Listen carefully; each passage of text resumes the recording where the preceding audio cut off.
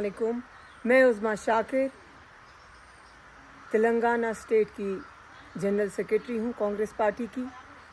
मैं आज कश्मीर में आई हूँ, यहाँ पे अपने भाई बहनों से और बुज़ुर्गों से कुछ अवेयरनेस लाने की बात करने के लिए आई।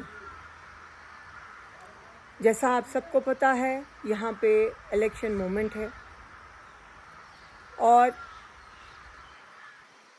10 साल के बाद हम सबको फिर से मौका मिला है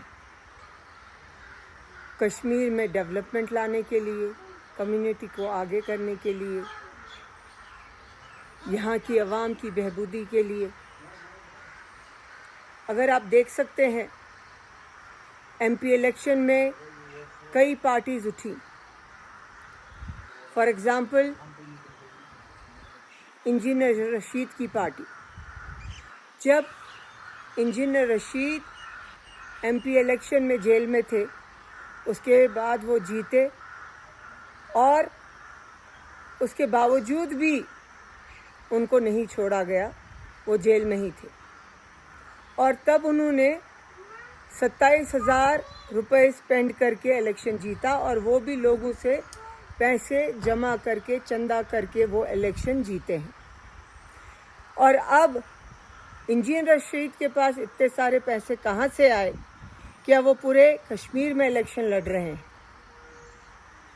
आपको इस बात से अंदाज़ा होगा कि अब कश्मीर में एन इलेक्शन के टाइम पे उनको रिलीज़ किया गया, किस वजूहात के तहत उनको रिलीज़ किया गया और उनके पीछे किसका हाथ है।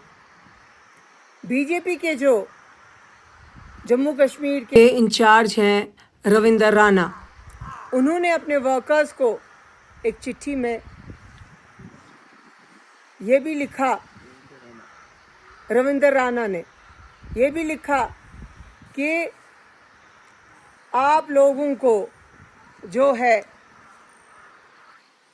इंजीनियर रशीद की रैली में पार्टिसिपेट करना चाहिए।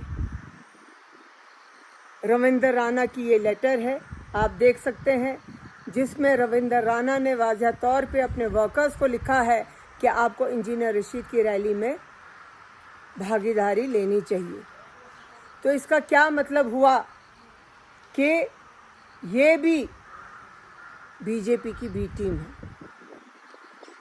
इसी तरह रविंदर राणा जी को पूछा गया था मीडिया वालों के तहत कि आप कह रहे हैं कि कश्मीर में कमल खिलेगा, कमल खिलेगा, जबकि दूर दूर तक कमल का नामो निशान नहीं है।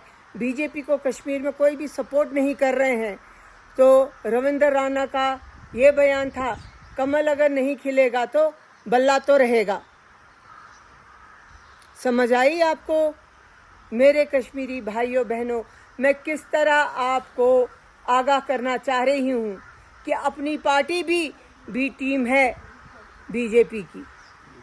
और अब की बार कई पार्टी जो हैं, कई लोग जो हैं इंडिपेंडेंट उठे हैं। ये सब इसलिए है वोट कटिंग के लिए।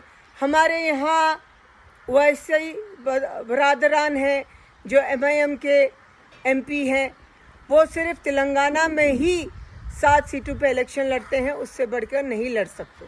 लेकिन हिंदुस्तान के अन्य कोनों में जाके इलेक्शन लड़ते हैं। हाल ही में पिछले इलेक्शंस में यूपी में इलेक्शंस लड़े 100 सीटों पे, जबकि आप सबको पता है यूपी में योगी आदित्यनाथ की सरकार है, कट्टरवादी सोच की सरकार है। उसके बावजूद भी वो लोग वहाँ 100 सीटों पे इलेक्शन लड़े। किन वजूहात के तहत? जबकि उनके ऊपर बीजेपी का हाथ था। इसी तरह इन सब लोगों के ऊपर भी, चाहे वो अल्ताफ बुखारी की पार्टी हो, चाहे वो इंजीनियर रशीद की पार्टी हो, चाहे वो सजाद लोन की पार्टी हो, ये सब बीजेपी की बी टीम है। अगर आप इनको वोट डालते हैं, आप जो है इनडायरेक्टली बीजेपी को मजबूत करते हैं। सोच समझकर आप अपने लिए सही कायद को चुनिए।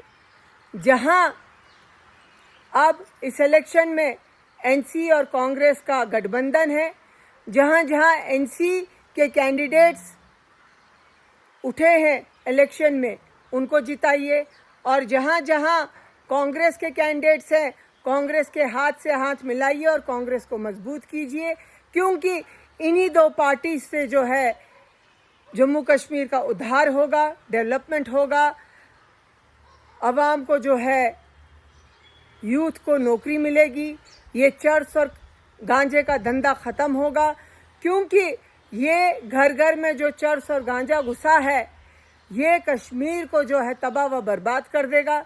एक चर्सी को अगर घर में बैठे 500 रुपये मिल रहे हैं, उसको गांजा मिल रहा है, वो तो राह चलते कुत्ते के ऊपर भी वोट डालने को बोलेगा, राह चलते कुत्ते को भी वोट डालेगा, क्योंकि चर्सी का दिमाग नहीं होता। यहाँ पे मोस्टली जो है मेंटल डिप्रेशन से लोग गुजर रहे हैं, और इन सब से अगर निकलना है, कश्मीर को फिर से जन्नत बनाना है, खुशहाल बनाना है, कांग्रेस और एनसी को जिताना है। शुक्रिया।